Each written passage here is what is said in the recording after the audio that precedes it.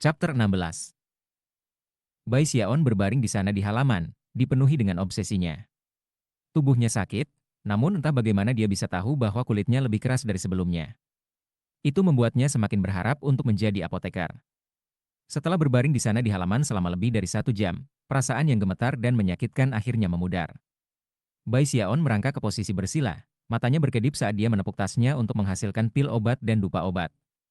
Setelah diperiksa lebih dekat, dia menarik napas dalam-dalam, memandang sekeliling dengan sembunyi-sembunyi, lalu kembali ke kabin kayu, di mana dia sekali lagi mengeluarkan kura-kura. Aku bisa mengkonsumsi obat ini apa adanya. Tetapi setelah aku melakukan peningkatan semangat, itu harus dapat memecah basis kultivasi aku dari tingkat ketiga ki kondensasi ke tingkat keempat. Sayang sekali kayu bakar dua warna sangat mahal. Oven memiliki beberapa, tetapi aku tidak lagi menjadi pelayan di sana, yang membuat segalanya menjadi rumit. Kegembiraan Bai Xiaon mengenai pil obat terus tumbuh. Setelah berpikir sebentar, dia berhenti ragu-ragu dan menghasilkan sepotong kayu bakar satu warna. Aku hanya akan melakukan peningkatan dasar. Itu akan cukup baik. Dia dengan cepat menyalakan kayu bakar, dan api satu warna yang dihasilkan menyebabkan desain kura-kura pertama menyala.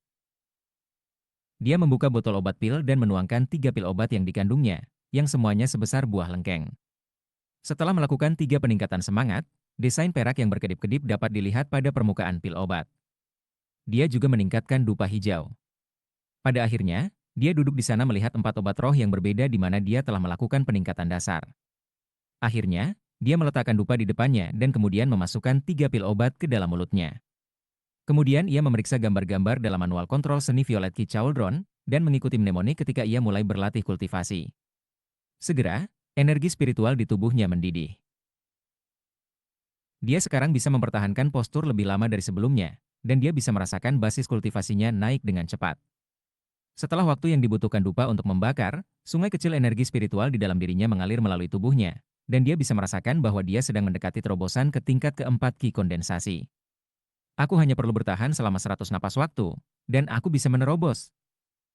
Dia menggertakkan giginya sambil terus mempertahankan postur pada gambar keempat. Tubuhnya bengkak sehingga dia merasa seperti bola, dan suara retak bisa terdengar di dalam dirinya. Butir-butir keringat besar mengalir dari dirinya. Pada titik inilah energi spiritual mulai berkurang. Mata Bai Xiaon menyipit dalam konsentrasi, dan dia meniupkan seteguk energi spiritual ke dupa hijau di depannya. Segera setelah energi spiritual menyentuh dupa hijau, itu menyala, menyebabkan sulur asap hijau berputar seperti ular hijau. Mereka terbang di udara, memasuki mata, telinga, hidung, dan mulut Bai Xiaon, dan kemudian berubah menjadi energi spiritual yang kuat. Dalam beberapa saat, sungai energi spiritual di dalam dirinya telah 2 kali lipat. Gemuruh bisa terdengar ketika gelombang kejut seperti angin meluncur dari Bai Xiaon, menyebar keluar melalui kabin dan kemudian ke halaman. Matanya terbuka, dan mereka bersinar dengan senang hati. Tingkat keempat ki kondensasi. Serunya, tertawa. Dia bisa segera merasakan energi spiritual yang mengalir melalui dirinya, dengan membawa kekuatan hidup yang kuat. Dia merasa lebih gesit, dan ketika dia melihat ke bawah, dia melihat kotoran hitam menempel di sekujur tubuhnya.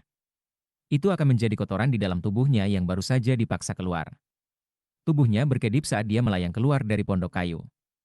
Setelah merapikan halaman sedikit, dia berdiri di sana merasa sangat bersemangat. Dia dengan cepat melakukan gerakan mantera dan melambaikan jarinya, menyebabkan pedang kayunya terbang keluar dari tasnya sambil memegang seberkas cahaya. Dia mengirimnya terbang bolak-balik, mata berkilau karena puas.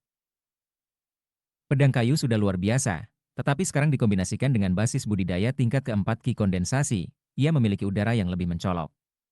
Peningkatan semangat sangat luar biasa. Akan lebih bagus jika aku bisa menggunakan api 3 warna. Pil obat seperti itu akan luar biasa.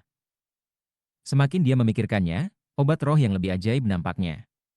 Terlepas dari apakah itu dalam bentuk pil atau bentuk dupa, itu jelas merupakan kebutuhan mutlak untuk berlatih budidaya.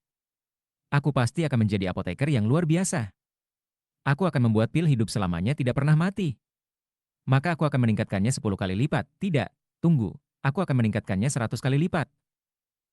Keinginan Bai Xiaon untuk menjadi apoteker semakin kuat. Tiba-tiba, dia menampar tasnya untuk memegang slip giok. Itu tidak lain adalah slip giok yang diberikan padanya oleh Hou Yunfei ketika mereka pergi ke 10.000 paviliun obat bersama. Di dalamnya ada gambar 10.000 jenis tanaman dan tumbuh-tumbuhan. Hanya Fragrant Cloud Peak yang memiliki catatan kuno jenis ini, dan itu adalah sesuatu yang harus dikuasai oleh semua apoteker magang. Tentu saja, hanya 10.000 jenis tanaman dan tumbuh-tumbuhan hanyalah awal. Menurut Ho Yunfei, setelah menghafal itu, kamu bisa mendapatkan volume lain. Dengan pandangan tekad, ia mengedarkan energi spiritualnya, dan gambar-gambar berbagai jenis tanaman dan tumbuh-tumbuhan muncul di benaknya. Dia dipenuhi dengan perasaan aneh, seolah-olah seluruh halaman kehidupan baru telah terbuka di depannya. Bahkan ada deskripsi tanaman obat yang diperlukan untuk diperdagangkan dengan pil peningkat umur panjang yang memperpanjang umur. Setelah memeriksa isi dari slip batu giok, ia menyadari bahwa menghafal setiap 10.000 item tidak akan terlalu sulit. Namun, dia bukan sembarang orang tua. Cita-citanya adalah menjadi apoteker hebat yang bisa meramu pil KB hidup selamanya. Tekad jahat yang tersembunyi dalam kepribadiannya sekali lagi meledak. Ini bukan hanya menghafal daftar sederhana, dia harus hati-hati mengamati semua detail masing-masing jenis tanaman obat. Hanya setelah memahami tanaman sepenuhnya dapat ia pindah ke yang berikutnya. Kembali ketika dia berada di bawah tekanan seperti itu karena Suba Ochai, dia telah berlatih kultivasi seperti orang gila selama setengah tahun. Sekarang, dengan aspirasi yang bahkan lebih besar, hal serupa terjadi. Dia mempelajari tanaman obat sampai ke detail terkecil, sampai dia bisa menutup matanya dan mengingat gambar masing-masing. Namun, dia masih merasa itu belum cukup, dan berharap dia bisa mempelajari item yang sebenarnya untuk membuat penelitiannya lengkap. Sayangnya, tidak ada yang bisa dia lakukan tentang itu. Yang bisa dia lakukan adalah meneliti dengan cermat apa yang dia miliki, termasuk bentuk daun dan pola pembuluh darahnya. Bahkan itu belum cukup untuk Bai Xiaon. Dia juga mempelajari akar dan buahnya. Seolah-olah tanaman itu sendiri berada tepat di depannya, beberapa kali ukuran normal dan menggali keluar dari tanah untuk dia pelajari. Setelah itu, dia masih belum merasa cukup percaya diri. Selanjutnya, dia mempelajari rambut-rambut kecil yang tumbuh di tanaman, dan bahkan lubang-lubang kecil seperti pori di bawahnya. Waktu berlalu. Segera, sebulan berlalu. Selama waktu itu, dia menghabiskan waktu setiap hari berlatih tingkat keempat seni kontrol violet Kicauldron, dan menjadi jauh lebih nyaman dengan basis kultivasinya. Pada saat yang sama, ia tidak melupakan teknik hidup abadi yang tidak mati. Setiap hari, dia menahan rasa sakit ketika dia berlari mengelilingi halamannya mempraktikannya, secara bersamaan menghafal tanaman dan tumbuh-tumbuhan dari slip giok. Sayangnya, slip giok tidak memiliki daftar isi, jadi dia tidak yakin persis berapa banyak yang telah dia hafal sejauh ini. Selain berolahraga di halamannya, dia sering mampir ke medan roh di sudut, di mana dia menanam 10 tanaman obat. 10 tanaman ini adalah Spirit Winter Bambo. Dia telah pergi ke murid stele sekte luar sekte Fragrant Cloud Peak setengah bulan sebelumnya dan memilih misi sederhana, tidak berbahaya untuk mendapatkannya. Bai Xiaon tidak berani melupakan apa yang dikatakan Li Qingho kepadanya. Murid sekte perlu menyelesaikan setidaknya satu misi setiap setengah tahun. Itu adalah aturan sekte yang Bai Xiaon tetap pertahankan dengan kuat dalam benaknya. Hadiah poin prestasi untuk misi ini adalah signifikan, dan sebenarnya bisa lebih tinggi tergantung pada berapa banyak barang yang diserahkan pada akhirnya. Itu adalah misi yang sederhana, tetapi membutuhkan sedikit pemborosan waktu. Dia harus merawat tanaman selama 3 bulan sebelum dia bisa menyerahkan misi. Tentu saja, Spirit Winter Bambo dapat dikatalisasi oleh energi spiritual seorang pembudidaya yang akan membuatnya tumbuh lebih cepat. Sayangnya, Bai Xiaon tidak punya waktu untuk menguji metode itu, dan hanya menanam benih di bidang rohnya begitu dia kembali. Kamu tumbuh sangat lambat, ia katanya, menatap bidang roh. Dari deskripsi di slip batu giok, dia tahu bahwa Spirit Winter Bambo membutuhkan banyak energi spiritual untuk tumbuh dengan baik. Jika tanah itu tumbuh di tidak memiliki energi spiritual yang kuat, maka pembudidaya perlu menambahkan energi spiritual secara pribadi. Dia berjongkok dan mengambil segenggam tanah dari bidang roh. Setelah beberapa saat, dia bergumam, "Ya, aku bertaruh bidang roh ini tidak memiliki energi spiritual yang cukup, dan itulah sebabnya bambu Spirit Winter tumbuh sangat lambat. Apa yang bisa aku lakukan untuk mendapatkan energi spiritual bidang roh menjadi sedikit lebih kuat?" Setelah beberapa saat berpikir, ekspresinya menyala, dan dia mengulurkan tangan kanannya, yang di dalamnya terwujud wajan penyu. Dia melihat wajan itu, dan kemudian kembali ke medan roh, dan matanya mulai bersinar. Jika wajan ini dapat meningkatkan apapun, maka aku harus bisa melakukan peningkatan roh di tanah roh, kan?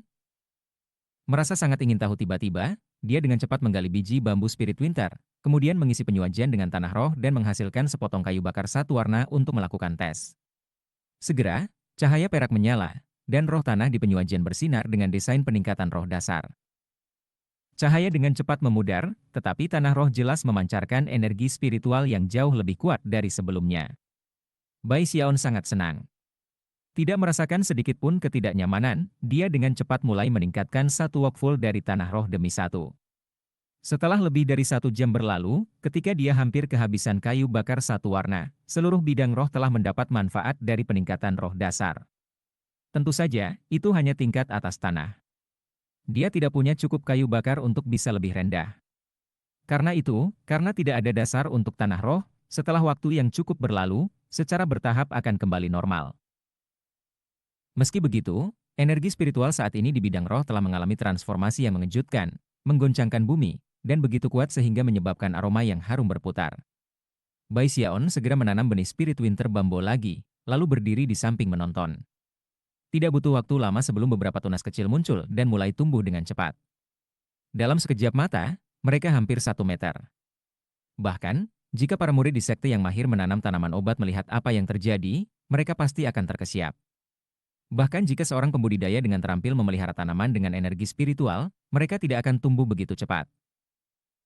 Setelah semua, tidak ada seorang pun di dunia budidaya yang pernah begitu boros untuk melakukan peningkatan semangat di tanah, semua untuk tujuan menumbuhkan 10 batang bambu spirit winter. Bahkan nenek-nenek terkenal dari peningkatan semangat tidak akan pernah berpikir untuk melakukan hal seperti itu. Itu terlalu banyak pemborosan. Melihat bahwa spirit winter bambo sekarang tumbuh dengan baik, Bai Xiaon merasa sangat senang. Dia berbalik dan terus jogging di sekitar halaman, secara bersamaan mempelajari tanaman dan vegetasi di Slip Giok. Matahari mulai terbenam, dan langit menjadi gelap. Menimbang bahwa batang spirit winter bambo telah tumbuh lebih tinggi dari 1 meter, dan tampaknya masih belum mencapai ketinggian penuh, sulit untuk mengatakan seberapa tinggi mereka dalam 3 bulan. Malam itu, Bai Xiaon akhirnya menurunkan batu giok. Setelah kerja keras yang kejam, dia akhirnya benar-benar menghafal 10.000 jenis tanaman dan tumbuh-tumbuhan. Dia bahkan telah menemukan beberapa area dalam deskripsi tanaman obat yang mengungkapkan bagaimana mereka bertentangan dengan tanaman obat lain. Besok pagi, aku akan mencari volume kedua tentang tanaman dan tumbuh-tumbuhan. Aku ingin tahu seperti apa tes di 10.000 obat pavilion nantinya. Bisakah aku benar-benar lulus? Bai Xiaon mengatur dagunya dan menjentikan lengan bajunya. Dia baru saja berencana mengucapkan kata-kata yang berani dan berani, tetapi kemudian, tidak bisa membantu tetapi merasa sedikit cemas. Bersihkan tenggorokannya, dia mengambil slip giok lagi dan mulai belajar lagi. Dia tidak bisa menghilangkan rasa takut bahwa beberapa masalah akan muncul dalam ujian. Chapter 17. Keesokan paginya subuh, Bai Xiaon bangun pagi-pagi. Begitu dia berjalan keluar dari pondok kayu, dia melihat ke arah spirit winter bambo dan melihat bahwa itu sudah lebih tinggi dari setengah tinggi rata-rata orang. Dia mengangguk puas, lalu meninggalkan halaman dan menuju ke arah 10.000 pavilion obat. Matahari terbit di atas cakrawala, mengirimkan sinar cahaya ke segala arah. Cahaya matahari multiwarna menari di antara kabut seperti ikan mas emas adalah pemandangan yang benar-benar spektakuler. Bai Xiaon saat ini sedang bergegas di sepanjang jalan bersama dengan banyak murid sekte luar lainnya. Dia tidak mengenali salah satu dari mereka, yang menyebabkan dia tiba-tiba merindukan kakak-kakak lelakinya dari Oven. Aku ingin tahu bagaimana yang dilakukan kakak sulung, dan lemak ketiga Hei. Sambil mendesah ke dalam, dia berjalan bersama sekitar 1 jam, sampai matahari tinggi di langit. Akhirnya, dia melihat 10.000 obat pavilion di kejauhan, dan 10 prasasti batu mengejutkan didirikan di luar itu. Prasasti batu itu adalah fitur pengidentifikasi dari 10.000 obat pavilion. Lampu hijau terpancar dari mereka, naik 100 atau lebih meter ke udara. Itu pemandangan yang menakjubkan, seperti 10 raksasa berdiri di sana, benar-benar menakutkan. Terlihat di permukaan prasasti batu adalah garis-garis teks, sistem peringkat yang berubah dari 1 menjadi 100. Menuju ke puncak, tidak ada nama, hanya berbagai gambar, yang sebenarnya merupakan lambang berbagai sekte luar yang dipilih yang telah menjadi apoteker terkenal di 10.000 pavilion obat-obatan. Setiap apotek memiliki lambang unik yang akan mereka gunakan untuk menandai obat-obatan roh yang memuaskan yang telah mereka buat.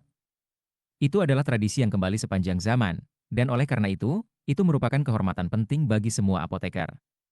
Terakhir kali dia datang ke sini, Hou Yunfei telah menjelaskan semua hal ini secara singkat. Tapi sekarang Bai Xiaon datang ke sini sendirian, dia tidak bisa membantu tetapi menatap 10 prasasti batu. Hal pertama yang menarik perhatiannya adalah lambang yang menarik perhatian pada posisi pertama dari prasasti batu terkemuka. Itu adalah botol ajaib. Menurut Hou Yunfei, botol ajaib itu adalah lambang Youxinqi, nama itu tidak asing bagi Bai Xiaon. Kembali ketika dia adalah seorang pelayan, dia ingat duduk di bawah sinar bulan ketika Big Fatty Zhang mengunyah akar ginseng dan menghela nafas tentang Yao Xinqi. Dia berasal dari klan manusia, dan beberapa tahun yang lalu telah ditemukan oleh salah satu anggota senior sekte, yang merasakan bahwa dia memiliki bakat laten yang tidak biasa. Ketika dia tiba di sekte dan secara resmi diuji, bakat latennya menyebabkan keributan besar di Spirit Stream Sect. Dia memiliki meridian tanaman dan roh tumbuhan langka, yang tidak hanya membuat kecepatan kultivasinya beberapa kali lebih besar daripada orang kebanyakan, tetapi juga memberinya potensi yang menakjubkan ketika datang untuk mensintesis obat. Setelah bergabung dengan Fragrant Cloud Peak, dia menjadi satu-satunya murid Li Qinghou, dan benar-benar dipandang sebagai apoteker terpenting dalam sekte di sebelah Li Qinghou, dan pilar masa depan. Menurut aturan Spirit Stream Sect, tidak masalah seberapa tinggi bakat laten seseorang, mereka tidak bisa secara otomatis menjadi murid sekte batin. Oleh karena itu, Yao Xinqi sama seperti yang lainnya terpilih dari puncak gunung lainnya di tepi selatan. Mereka semua mulai sebagai murid di sekte luar, di mana mereka berlatih keras untuk meningkat. Namun, sumber daya budidaya yang mereka miliki aksesnya sebenarnya disediakan oleh sekte batin. Semua orang tahu bahwa tidak lama lagi Yao Xinqi akan membuktikan dirinya dan menjadi murid sekte batin. Di atas semua itu, dia luar biasa cantik, yang membuatnya kagum pada murid laki-laki yang tak terhitung jumlahnya. Karena semua alasan ini, dia sangat terkenal di Fragrant Cloud Peak. Bahkan, para murid sekte dalam tidak memandangnya sebagai milik sekte luar. Bahkan sekte dalam yang konservatif secara keseluruhan takut padanya. Saat Bai Xiaon mempertimbangkan semua hal ini, dia tiba-tiba merasa sangat ingin tahu tentang Yao Xinqi. Kemudian dia berjalan dari satu batu ke batu yang lain, dengan cermat melihat ke 10 batu itu. Segera, dia benar-benar terpana tanpa kata. Yao Xinqi luar biasa. Dari 10 prasasti batu ini, namanya ada di urutan pertama pada 8. Aku tidak melihat namanya sama sekali pada 2 lainnya. Mungkin dia belum bersaing untuk itu. Mata Bai Xiaon selebar piring saat dia melihat semua prasasti batu. Pada saat ini, kerumunan murid yang telah mengumpulkan sekitar 10.000 pavilion obat telah membengkak menjadi cukup banyak. Bai Xiaon berpaling dari prasasti batu dan menemukan lokasi di mana dia bisa menukar slip gioknya dengan volume kedua tanaman dan vegetasi. Ketika dia melihat sekeliling, dia menyadari bahwa sebenarnya ada banyak orang yang hadir, hampir seolah-olah mereka berkumpul di muka untuk suatu alasan. Tiba-tiba, dia mendengar orang berbicara dengan penuh semangat. Elder Sister Yo akan datang. Hahaha, jadi rumor itu benar. Tetua Sister Yo akan datang hari ini. Kami tidak datang dengan sia-sia. Tetua Sister Yo telah menempati tempat pertama dalam 5 jilid tanaman dan vegetasi dan 3 jilid makhluk roh. Kali ini dia pasti akan menantang jilid keempat makhluk roh. Dengung percakapan naik dan turun, dan kerumunan itu semakin penuh. Bai Xiaon terjebak di bagian paling tengah, tapi untungnya dia tidak gemuk seperti sebelumnya. Setelah sedikit berdesak-desakan, dia berhasil keluar di depan. Seperti yang dia lakukan, dia melihat ke atas dan melihat seberkas cahaya terang terbang di udara. Itu sutra terbang biru, berdiri di atas yang adalah seorang wanita muda mengenakan pakaian sekte luar. Rambut hitam panjang terbang di belakangnya di angin, dia memiliki alis yang sempit, seperti Phoenix dan mata yang bersinar sedingin bulan. Kulitnya indah, tubuhnya kurus dan lentur. Ketika dia terbang menuju salah satu dari 10 prasasti batu, sebuah sorak-sorai bangkit dari para murid sekte luar sekitarnya. Dia mendarat dan, bahkan tanpa melihat sekeliling, langsung menuju ke salah satu pondok kayu yang didirikan di bawah prasasti batu. Hanya pada titik ini Bai Xiaon memperhatikan bahwa semua 10 prasasti batu memiliki kabin kayu di bawahnya. Bahkan, saat ini ada orang yang masuk dan keluar dari mereka semua, dan itu termasuk yang baru saja dimasukkan wanita muda itu. Para murid di sekitarnya sangat bersemangat. Bai Xiaon melihat sekeliling dan menemukan satu murid tertentu yang terlihat lebih kurus dan lebih lemah daripada yang lain, dan berjalan mendekatinya. Kemudian, dia berteriak dengan suara keras, akhirnya, aku bisa menatap tetua Sister Yo lagi. Kali ini dia pasti akan mengambil tempat pertama pada prasasti batu ke-9. Setelah itu, dia berbalik dan bertanya kepada lelaki kurus itu untuk perincian lebih lanjut tentang apa yang sedang terjadi. Mengingat pria muda itu dalam suasana hati yang baik, dia dengan cepat memberikan penjelasan terperinci. Tetua Sister Yo ingin menjadi orang pertama dari zaman kuno hingga sekarang memiliki tempat pertama di ke-10 prasasti batu. Dan dia satu-satunya orang yang mungkin bisa melakukannya. Yang harus dia lakukan adalah mengikuti ujian untuk volume keempat makhluk roh, dan dia pasti akan menempati posisi pertama di keduanya. Bai Xiaon memutuskan bahwa hal yang paling penting adalah mendapatkan volume kedua tanaman dan vegetasi, yang berarti bahwa ia harus mengikuti tes di pondok kayu yang sesuai. Jika dia berhasil, jilid itu akan menjadi miliknya. Karena itu, Ia mulai mendorong kerumunan menuju prasasti batu pertama. Itu tidak mudah. Dan setelah dia sampai di sana, dia menemukan bahwa semua kabin sudah terisi. Setelah menunggu sebentar, dia melihat seorang murid yang kecewa jatuh dari salah satu dari mereka. Tetapi itu sama sekali tidak menyurutkan semangatnya. Dia segera memasuki pondok kayu. Begitu masuk, seolah-olah dia benar-benar terpisah dari hiruk-pikuk suara di luar. Semuanya di sini tenang dan damai. Pondok kayu itu tidak terlalu besar, dan di tengahnya, sajadah diletakkan di depan sebuah prasasti batu kecil. Bai Xiaon duduk bersila dengan cara yang ditentukan, lalu mengeluarkan selip giok yang berisi volume pertama tanaman dan tumbuh-tumbuhan. Dia meletakkannya di atas prasasti batu, dan itu tenggelam di dalam. Prasasti batu itu bergidik, dan mulai bersinar terang.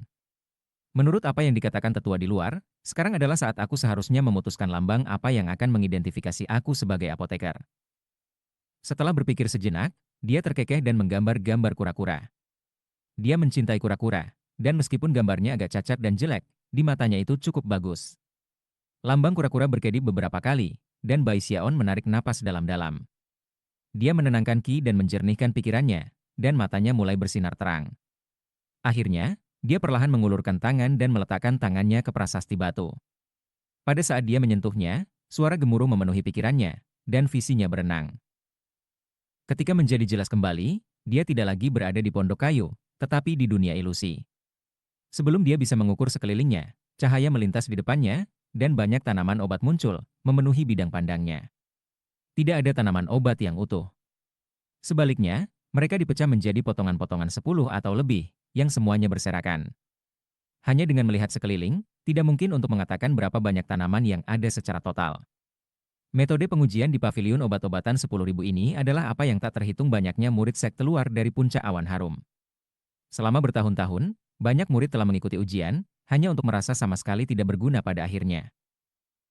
Karena itu, jika nama kamu mencapai 100 besar dengan prasasti batu, kamu akan menjadi objek iri dan persetujuan massa. Itu terutama berlaku pada tempat pertama, yang menyebabkan ketenaran total. Suara dingin, tanpa emosi tiba-tiba terdengar. Pada saat dibutuhkan dupa untuk membakar, pasang kembali tanaman roh. Hasil tes kamu akan didasarkan pada jumlah total yang kamu kumpulkan.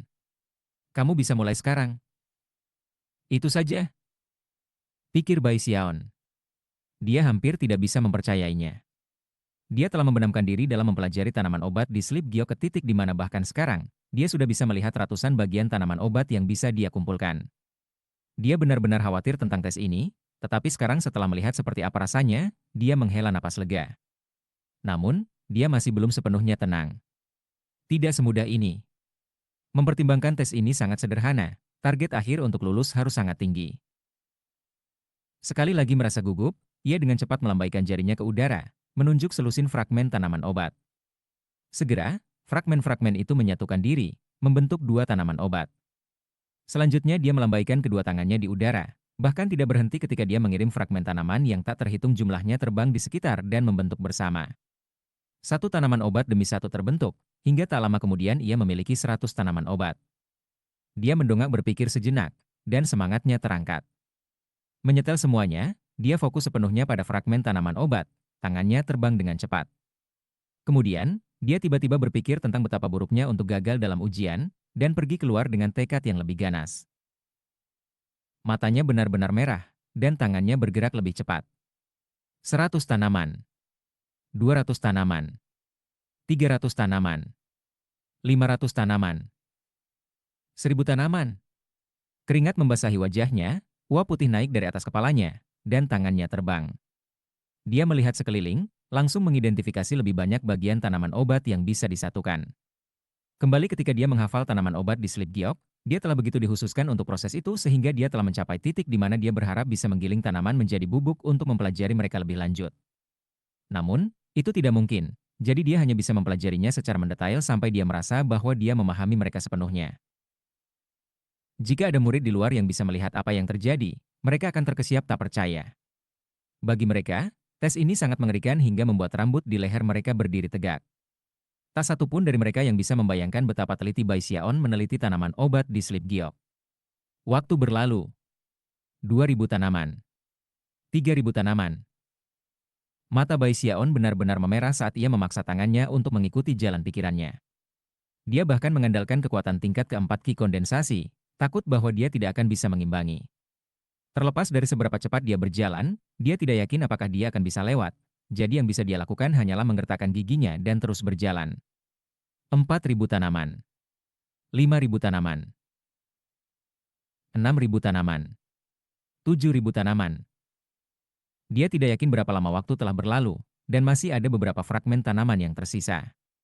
Tiba-tiba, cahaya mulai bersinar di mana-mana, dan visinya berenang. Kabin kayu kembali terlihat lagi, dan batu giok muncul di permukaan prasasti batu. Itu adalah selip yang sama dengan yang dia taruh sebelumnya, yang berisi volume pertama tanaman dan vegetasi. Aku melewatkan beberapa, tetapi hanya beberapa. Dia berpikir dengan khawatir. Setelah mengambil selip giok, ia berjalan keluar dari pondok kayu, merasa benar-benar kecewa. Pada titik inilah dia mendengar sorakan di luar. Dia mendongak ke arah pondok kayu yang telah dimasukkan Yosinki. Saat dia berjalan keluar, namanya tiba-tiba muncul di tempat pertama. Chapter 18. Hahaha, tetua Sister Yo melakukannya. Bukankah aku mengatakan dia akan mendapatkan tempat pertama yang belum pernah terjadi sebelumnya? Dia pasti layak untuk memiliki meridian tanaman dan semangat tumbuh-tumbuhan itu. Pilihannya untuk masa depan tidak terbatas. Elder Sister Yo, kami akan menunggu kamu untuk membuat rekor lain. Ketika kamu mendapatkan tempat pertama di ke-10, Great Spirit Stream Bell akan berbunyi untuk memberitahu seluruh sekte. Semua murid sekte luar sekitarnya bersorak. Meskipun ada beberapa wajah yang tidak puas untuk dilihat, dan beberapa kata yang diucapkan dengan tajam, mereka tenggelam oleh tepuk tangan yang luar biasa. Posisi Yosinki di antara para murid di sini seperti matahari di langit. Bahkan, dia dihormati oleh hampir semua orang di Fragrant Cloud Peak. Meskipun dia biasanya cukup dingin, tepuk tangan para murid di sekitarnya tidak bisa menahannya untuk membuatnya sedikit senang dengan dirinya sendiri, dan dia tersenyum sedikit. Senyum itu menyebabkan sorakan semakin keras. Bai Xiaon berdiri di sana di tengah orang banyak, merasa sangat iri padanya. Bergumam pada dirinya sendiri, dia melihat kembali pada prasasti batu pertama dan tiba-tiba, matanya melebar. Kemudian dia melihat kembali ke bawah pada batu giok dengan volume pertama tanaman dan vegetasi, dan setelah dicermati lebih dekat, dia menyadari bahwa selain 10.000 jenis tanaman dan vegetasi asli, 10.000 lainnya telah ditambahkan. Tiba-tiba hatinya membengkak karena sukacita. Dia kemudian menoleh untuk melihat prasasti batu pertama, dan melihat bahwa tepat di atas lencana botol ajaib adalah gambar kura-kura. Tiba-tiba, dia merasa luar biasa. Dia awalnya berencana untuk segera pergi. Tetapi sekarang, dipenuhi dengan kegembiraan, dia menunggu untuk mendengar para penonton mulai memuji prestasinya. Namun, dengan cepat menjadi jelas bahwa semua orang hanya memperhatikan Yosinki, dan bahkan tidak memperhatikan apa yang baru saja terjadi. Bahkan Yosinki sedang bersiap untuk pergi. Bai Xiaon segera mulai gugup. Berkedip, dia tiba-tiba memanggil dengan suaranya yang paling tercengang. Lihat. Tetua Sister Yo tidak berada di peringkat pertama pada prasasti batu pertama lagi. Orang lain menggantikannya. Aneh. Sekarang ada kura-kura yang terlihat sangat keren di sana. Aku ingin tahu siapa yang menggambar itu. Suaranya menembus sorak-sorai, dan ketika orang-orang mendengar sifat mengejutkan dari kata-katanya, mereka mulai berbalik untuk melihat prasasti batu. Segera, wajah-wajah jatuh, dan teriakan alarm terdengar. Itu pada gilirannya menyebabkan lebih banyak orang berputar dengan syok. Ekspresi ketidakpercayaan bisa dilihat karena semakin banyak orang mulai menatap teks pada prasasti batu pertama. SS. Seseorang benar-benar melewati tetua Sister Yo dengan prasasti batu pertama. Itu tidak mungkin. Surga. Seseorang melampaui tetua Sister Yo, dan dengan kura-kura yang tampak jelek itu. Siapa itu? Sebenarnya ada seseorang yang bisa memberikan tantangan kepada tetua Sister Yo dalam hal keterampilan dengan tanaman dan tumbuh-tumbuhan? Ini adalah terobosan.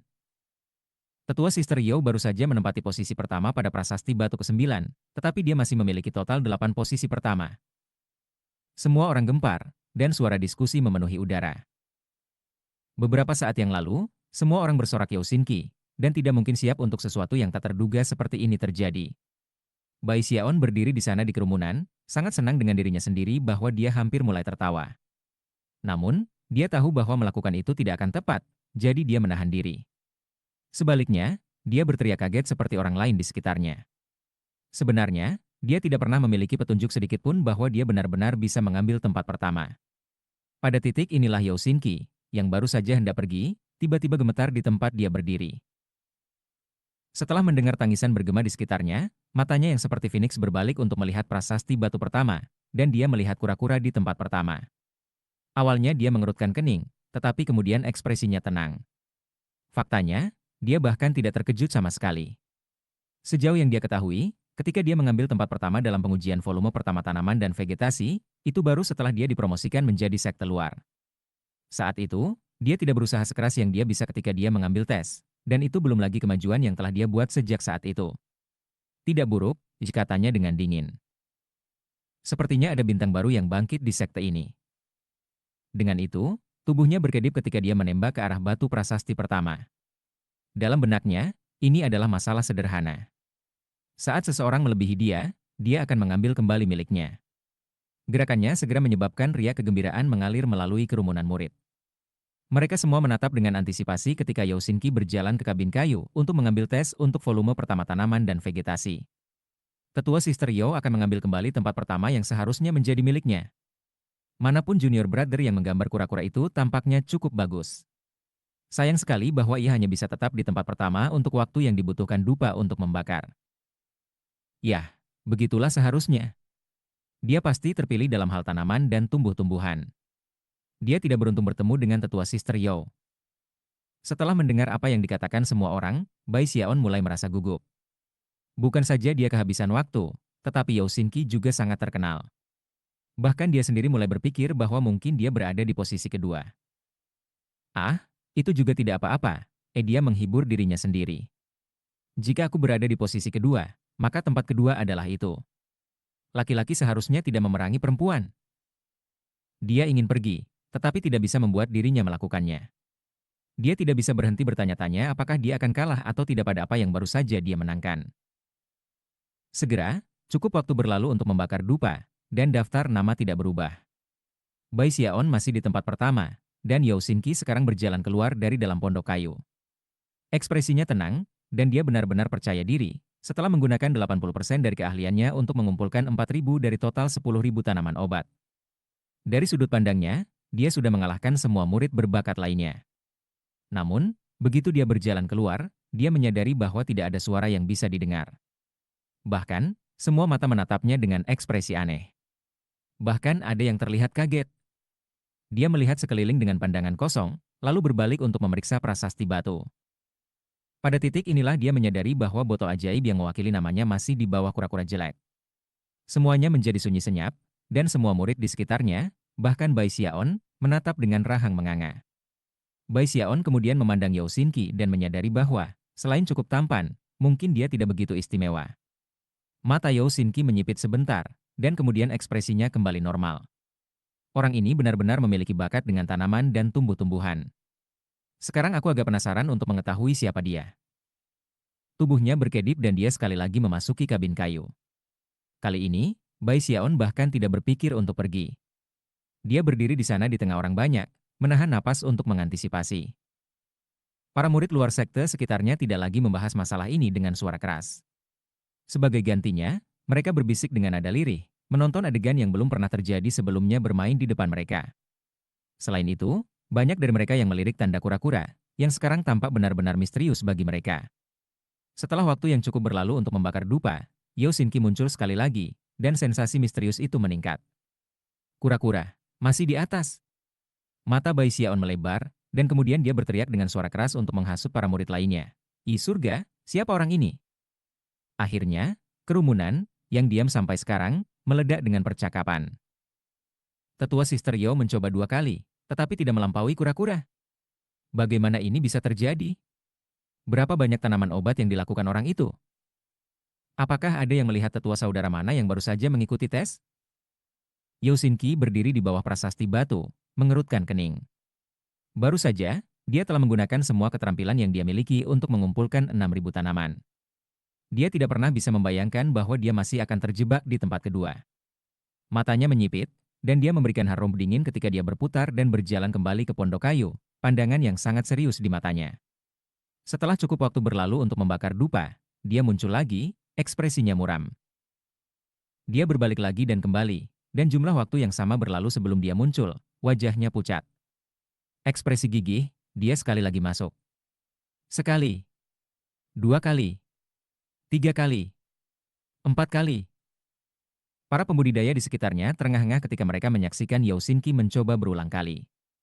Namun, hasil akhirnya adalah bahwa semua orang diam sepenuhnya. Adegan yang terjadi di depan mereka menakutkan. Mereka tidak akan pernah membayangkan bahwa siapapun yang memiliki lencana kura-kura dapat menyatukan begitu banyak tanaman obat, dan dengan demikian melampaui Yao Xinqi.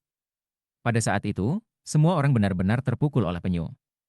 Itu benar terutama bagi Yao Xinqi, yang sekali lagi muncul, matanya yang indah bersimbah darah. Semua orang di antara hadirin terkesiap. Bai Xiaon tidak bisa membantu tetapi membersihkan tenggorokannya. Saat ini, dia tidak bisa mengatakan bahwa dia adalah orang pertama. Namun, keinginan untuk melakukan hal yang sangat gatal di hatinya seperti kucing gelisah. Sebenarnya, itu adalah perasaan yang luar biasa. Sekarang bukan waktunya, pikirnya. Aku akan menemukan peluang di masa depan untuk membuat heboh besar di depan semua orang. Aku akan memastikan semua orang tahu bahwa orang yang memegang tempat pertama di atas batu prasasti tidak lain adalah aku, Bai Xiaon. Mendongak, dia menyadari bahwa hari semakin gelap, dan menguap, tampak seperti gambar pahlawan yang kesepian. Dalam sekejap mata, aku, Bai Xiaon, mereduksi Yao Xinqi menjadi tidak lebih dari abu. Dengan itu, dia menjentikan lengan bajunya dan berbalik, berjalan melewati kerumunan. Saat dia pergi, Yao Xinqi mengertakkan gigi, dan dengan keras kepala memasuki kabin kayu untuk sekali lagi mengikuti tes untuk volume pertama tanaman dan vegetasi. Akhirnya, bulan menggantung tinggi di langit, dan Yao Xinqi berdiri di sana, benar-benar kelelahan saat dia menatap kura-kura itu. Dia tidak pernah bisa meramalkan bahwa hari seperti ini akan datang, bahwa sesuatu seperti ini akan terjadi. Kerumunan orang pergi, dan kata-kata kura-kura menjadi pembicaraan tentang Fragrant Cloud Peak. Orang akan berpikir bahwa masalah ini sudah selesai. Tetapi pada hari berikutnya, ketika matahari menyinari 10.000 pavilion obat-obatan, para murid terkejut melihat Yao Xinqi kembali dan sekali lagi pergi ke kabin kayu pertama. Lagi-lagi, dia gagal, berulang-ulang. Suatu hari, 2 hari, 3 hari. Selama 3 hari penuh, dia tidak pernah menyerah. Segera, gosip tentang murid kura-kura telah mencapai puncaknya di Fragrant Cloud Peak. Tidak ada satu orang pun yang belum mendengar tentang masalah ini, dan bahkan para murid sekte batin pun membicarakannya. 7 hari kemudian, Yao Xinqi berdiri di bawah prasasti batu, menatap lesu si kura-kura. Dia telah mencoba berulang kali selama 7 hari terakhir. Dia tidak menahan apapun, dan bahkan mendorong dirinya sendiri hingga mengumpulkan 7.000 tanaman. Namun, dia masih tidak bisa melampaui murid misterius itu. Siapa kamu? Igumamnya. Akhirnya, dia menarik napas dalam-dalam, mengertakkan gigi, dan berbalik untuk pergi. Dia tidak akan lagi berusaha untuk bersaing dalam prasasti pertama. Namun, gambar kura-kura itu sekarang membakar jiwanya. Chapter 19. Kehidupan nyaman seorang murid sekte luar di Fragrant Cloud Peak sangat bagus untuk Bai Xiaon. Meskipun dia merindukan makanan lezat yang bisa diakses di oven, semua yang lain cukup memuaskan. Dalam hal kemajuannya dalam budidaya, dan penelitiannya tentang tanaman dan vegetasi, dia benar-benar merasa seolah-olah dia menjalani kehidupan sepenuhnya. Satu-satunya daun side adalah bahwa tempat tinggal halamannya relatif jauh, dan tidak ada orang di sekitar untuk diajak ngobrol, jadi dia kadang-kadang bosan. Mungkinkah semua pembudidaya begitu kesepian? Pikirnya, mendesah saat dia berdiri di sana di halaman memandang ke langit. Entah bagaimana, dia merasa jauh lebih tua dan lebih dewasa.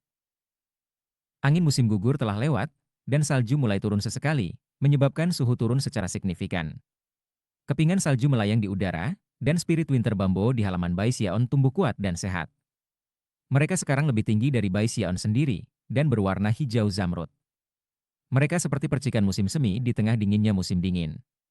Sebulan telah berlalu sejak ia menempati urutan pertama pada prasasti batu pertama dari tanaman dan tumbuh-tumbuhan. Namun, volume kedua tanaman dan vegetasi jauh lebih sulit daripada yang dia perkirakan, menyebabkan penelitiannya melambat. Tapi itu tidak mengubah hal yang paling penting baginya, yaitu Yao Xinqi tidak pernah mengambil kembali tempat pertama pada prasasti batu pertama. Sayangnya, Bai Xiaon masih merasakan banyak tekanan untuk bisa menyatukan semua tanaman obat yang tidak lengkap yang belum pernah bisa dia dapatkan sebelumnya. Aku memiliki reputasi yang luar biasa sekarang. Aku tidak bisa membiarkan dukun itu, Yao Xinqi, melampaui aku. Sejak saat itu, Bai Xiaon memutuskan bahwa ia akan terus bekerja lebih keras dan lebih keras sampai ia mencapai tujuan rahasianya untuk dapat dengan bangga mengumumkan di depan semua orang bahwa ia adalah apotekari turtle. Meskipun kemajuannya dengan volume kedua tanaman dan vegetasi lambat, Budidaya teknik hidup abadi yang abadi dengan cepat mendekati titik di mana ia akan dapat mencapai sirkulasi kecil penuh.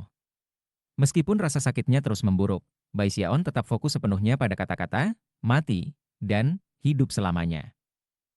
3 hari lagi.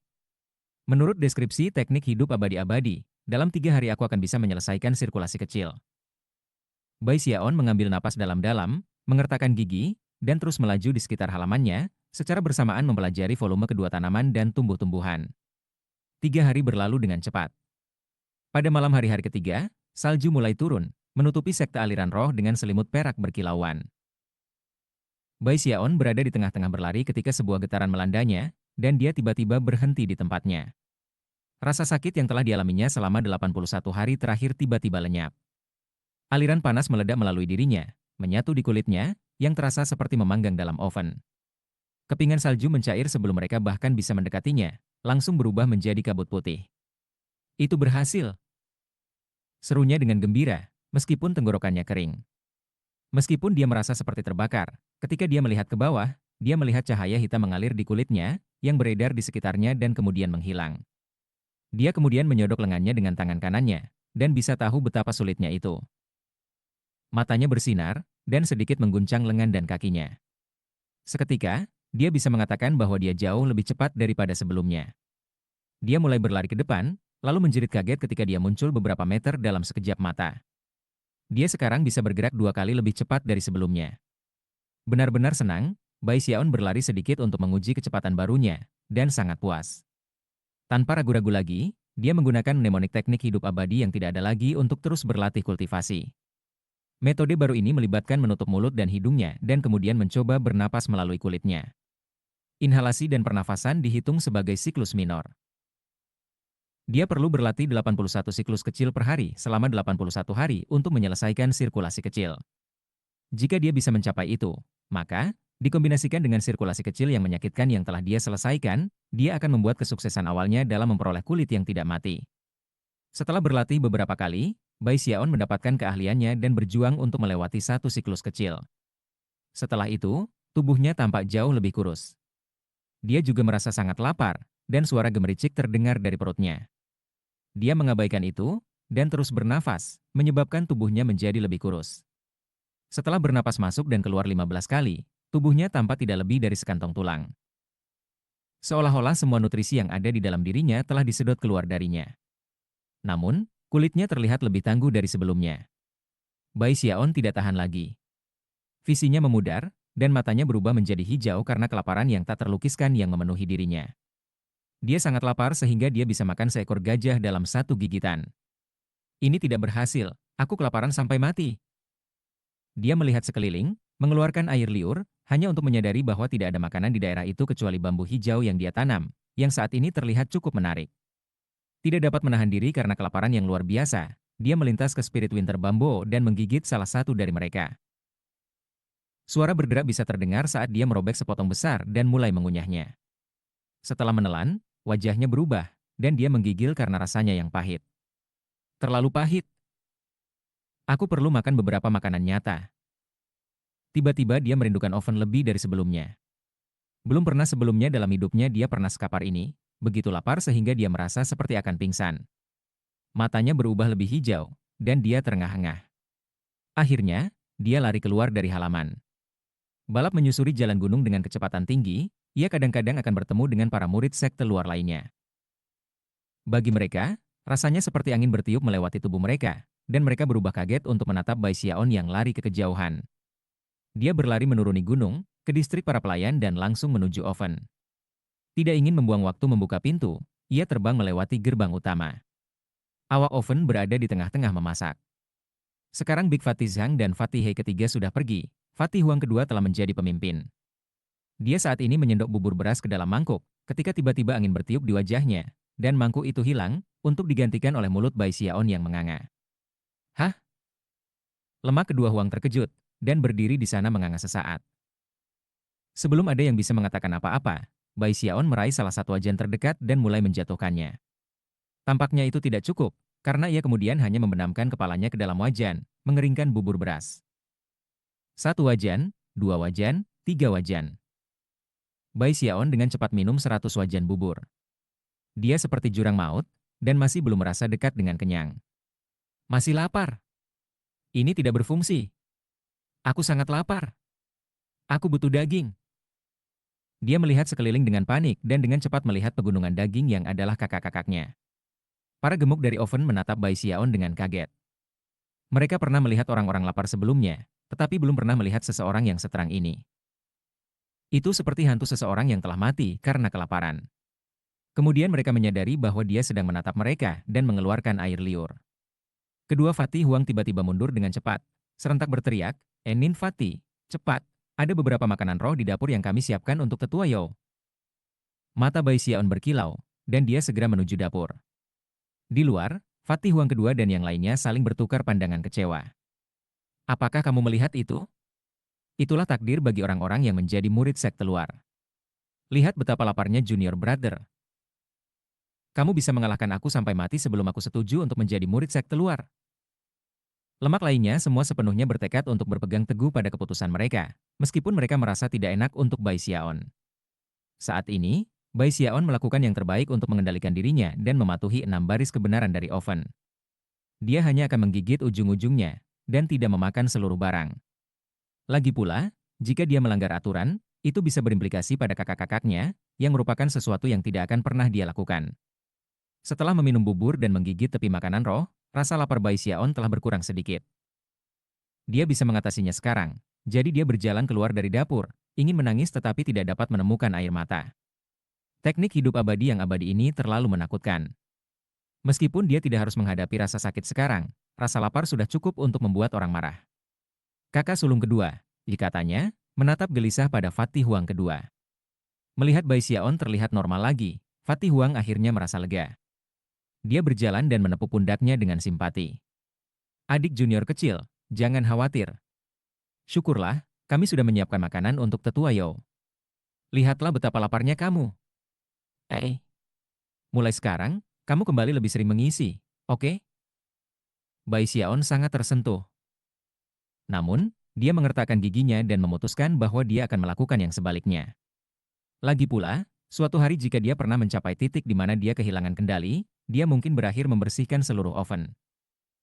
Kedua Fatih Huang dan yang lainnya mengantarnya keluar, dan Bai Xiaon menghela nafas terus-menerus saat dia berjalan kembali ke puncak awan harum. Tiba-tiba, perasaan luar biasa dan riang dari sebelumnya hilang, digantikan oleh keputusasaan. Dia benar-benar takut kelaparan sampai mati sekarang. Aku ingin tahu apakah benar-benar ada beberapa murid sekte Stream Roh yang meninggal karena kelaparan di masa lalu. Aku benar-benar tidak ingin menjadi yang pertama. Sambil merengut, ia berada di tengah-tengah mencoba mencari cara untuk menyelesaikan masalah makanan dan kelaparan ketika tiba-tiba ia mendengar ayam jantan berkokok di kejauhan. Suara itu menyebabkan dia berhenti di tempat dan perlahan-lahan memutar kepalanya untuk menatap ke arah gagak. Ayam. Melihat sekeliling untuk memastikan bahwa tidak ada yang mengawasinya, dia menunduk ke semak belukar di dekatnya, menghilang dengan suara mendesing. Kemudian dia mulai menyelinap seperti musang. Beberapa saat kemudian, dia muncul di luar pagar yang mengelilingi peternakan unggas roh Fragrant Cloud Peak. Di dalamnya ada sekelompok ayam yang berjalan mondar-mandir, sebesar anak sapi, dengan ekor 3 warna. Bai Xiaon menatap mereka dengan mata yang berkilau, dan mulai mengeluarkan air liur. Daging. Gumamnya, lalu mulai tertawa, suara aneh yang, ketika ditambah dengan senyum lebar, benar-benar menakutkan. Chapter 20. Ayam ekor roh jauh lebih besar dari ayam biasa. Mereka memiliki bulu yang sangat ulet dan temperamen yang sangat ganas. Setelah mencapai kematangan penuh, mereka sebanding dengan tingkat kedua ki kondensasi. Tidak hanya dagingnya yang bisa dimakan, begitu juga telur mereka. Darah dan tulang mereka dapat ditambahkan ke obat-obatan, dan ketika kamu membakar ekor mereka, mereka dapat membuat api 3 warna yang langka. Karena semua itu, sejumlah besar ayam roh ekor dibesarkan di ketiga gunung di tepi selatan sekte Stream Roh. Namun, mereka sebenarnya bukan milik sekte itu sendiri. Sebaliknya, mereka adalah milik pribadi Li Qinghou dan pemimpin puncak dari 2 puncak gunung lainnya, yang menugaskan murid-murid tertentu untuk membesarkan mereka dan merawat mereka. Di Fragrant Cloud Peak, ada 3 area yang dikhususkan untuk membiarkan mereka. Bai Xiaon berjongkok di semak-semak menatap ayam roh ekor. Dulu ketika dia bekerja di oven, dia belum pernah melihat ayam hidup, tetapi sudah makan daging mereka dan tahu itu enak. Selain itu, Big Fatty Zhang telah menyebutkan bahwa mereka suka memakan serangga roh. Setelah mengamati ayam sebentar, Bai Xiaon berkedip bergerak. Dia tidak melakukan apa-apa dengan terburu-buru, tetapi malah kembali menuruni gunung, di mana dia menghabiskan beberapa batu roh untuk membeli beberapa serangga roh. Setelah itu dia kembali ke kediaman halamannya.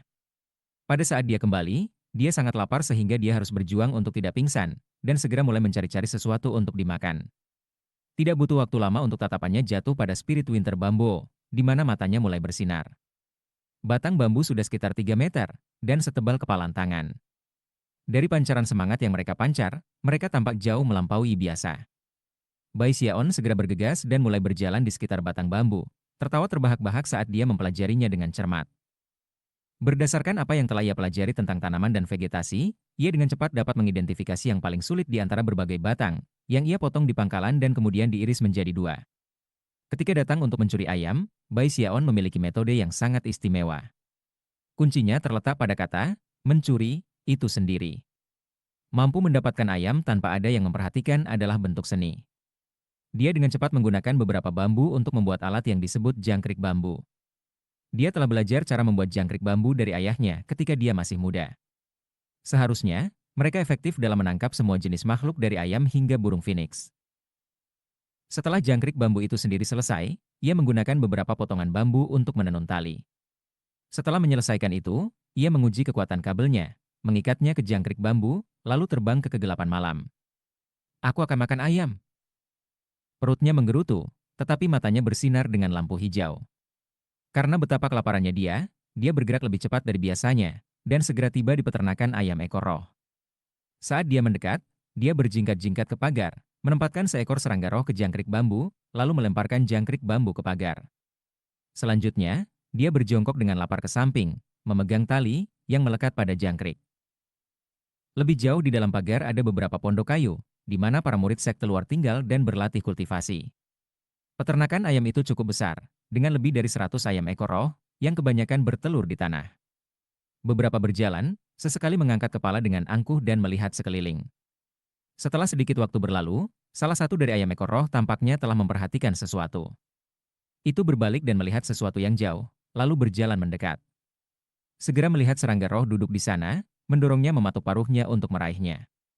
Namun, begitu ayam roh ekor mematuk serangga roh, tepat pada saat kritis, sepotong bambu yang bengkok tersentak terbuka, dengan cerdik memaksa paruh roh ayam ekor terbuka. Ayam roh ekor ingin berteriak, tetapi paruhnya macet terbuka, dan tidak bisa mengeluarkan suara apapun. Kemudian ia mencoba untuk menutup paruhnya dan menghancurkan bambu, tetapi bambu itu terlalu ulet, dan upayanya sia-sia. Tidak peduli bagaimana roh ekor ayam berjuang, itu tidak bisa membuat mengintip karena cepat diseret ke pagar, lalu naik dan turun, langsung ke tangan Bai Xiaon. Bai Xiaon dengan cepat memanfaatkan kekuatan kondensasi Qi tingkat keempat, mengirimkan kekuatan besar ke tangannya, yang ia gunakan untuk mematahkan leher ayam. Kemudian dia melemparkannya ke dalam tas pegangnya. Dari cara dia bergerak, sepertinya dia cukup veteran dalam hal ini. Seluruh perselingkuhan hanya membutuhkan waktu sekitar 30 napas, dan sebagian besar waktu itu dihabiskan untuk menunggu. Kalau bukan karena itu akan dicapai lebih cepat. Bai Xiaon berlari dengan bersemangat kembali ke kediaman halamannya, di mana aroma harum segera memenuhi udara.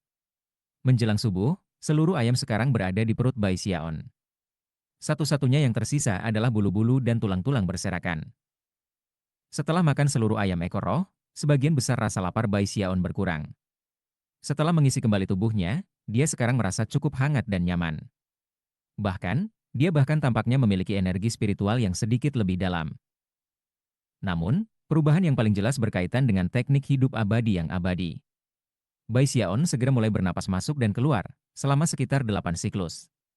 Dengan setiap inhalasi dan pernafasan, kehangatan berdenyut akan menyebar ke seluruh tubuhnya dan kemudian menyatu di kulitnya. Itu pada gilirannya menyebabkan kulitnya menjadi lebih keras dan lebih ulet. Itu bahkan berkedip dengan cahaya hitam. Namun, jika kamu melihat lebih dekat, itu sama adil dan jelasnya seperti sebelumnya. Teknik hidup abadi yang abadi dimulai dengan rasa sakit, kemudian bergerak menuju kelaparan. Jenis kultivasi ini jelas sangat sulit, namun hasilnya sangat bagus. Dengan itu, dia mengulurkan tangan kanannya, di dalamnya muncul pedang kayunya. Kemudian, dia dengan hati-hati dan lembut mengetuk pedangnya ke punggung tangannya. Pedang kayu memiliki peningkatan roh 2 kali lipat, tetapi ketika menyentuh kulitnya, Bai Xiaon bisa merasakan kekuatan perlawanan yang lemah. Dia menghentikan pengujian apapun, Lebih yakin dari sebelumnya bahwa dia perlu terus mengembangkan teknik hidup abadi yang abadi. Menurut uraian, kulit kematian memiliki 4 tahap: emas, perak, tembaga, dan besi. Saat ini aku baru saja memulai. Tetapi jika aku bisa bertahan selama 81 hari, aku harus bisa mengembangkan kulit besi yang tidak mati. Bai Xiaon melihat-lihat tulang ayam yang berserakan, dan di dalam hatinya, dia sekarang menyadari apa kunci untuk berhasil mengolah besi tanpa kematian. Kulit. Syukurlah, ada banyak roh ekor ayam di gunung, pikirnya, tertawa terbahak-bahak. Dia sekarang lebih tertarik pada roh ekor ayam dari sebelumnya. Apa yang tidak dia ketahui adalah bahwa dalam 10.000 tahun terakhir di sekte Stream Roh, sangat sedikit orang yang pernah mengolah teknik hidup kekal yang abadi. Sebagian besar yang akhirnya berhenti selama siksaan yang mengerikan itu adalah 81 hari pertama. Meskipun beberapa berhasil berlanjut, masalah utama setelah itu adalah berapa banyak uang yang harus dikeluarkan untuk melanjutkan. Untuk mengolah teknik sampai ke tahap unding Goldskin, pengeluaran yang terlibat hanya mengerikan. Bahkan seluruh sekte akan mengalami kesulitan bercabang begitu banyak. Bagaimanapun, sumber daya itu dapat digunakan pada teknik lain yang tidak boros. Meskipun teknik-teknik lain itu tidak luar biasa, sebuah sekte harus mempertimbangkan apa yang paling hemat biaya. Itulah alasan utama mengapa teknik Forever Life Forever akhirnya mengumpulkan debu di pavilion kitab suci. Setelah berlatih kultivasi sebentar, Bai Xiaon mengumpulkan tulang ayam dan menguburnya di tanah roh terdekat, bersama dengan bulu-bulunya. Kemudian dia meninggalkan kediaman halamannya dan menemukan tempat di mana para murid sekte luar cenderung berkumpul, di mana dia menguping sedikit untuk melihat apakah ada yang berbicara tentang ayam yang dicuri. Berdasarkan pengalamannya mencuri ayam di desanya, ia tahu bahwa metode yang paling optimal adalah hanya menyerang setiap beberapa hari sekali.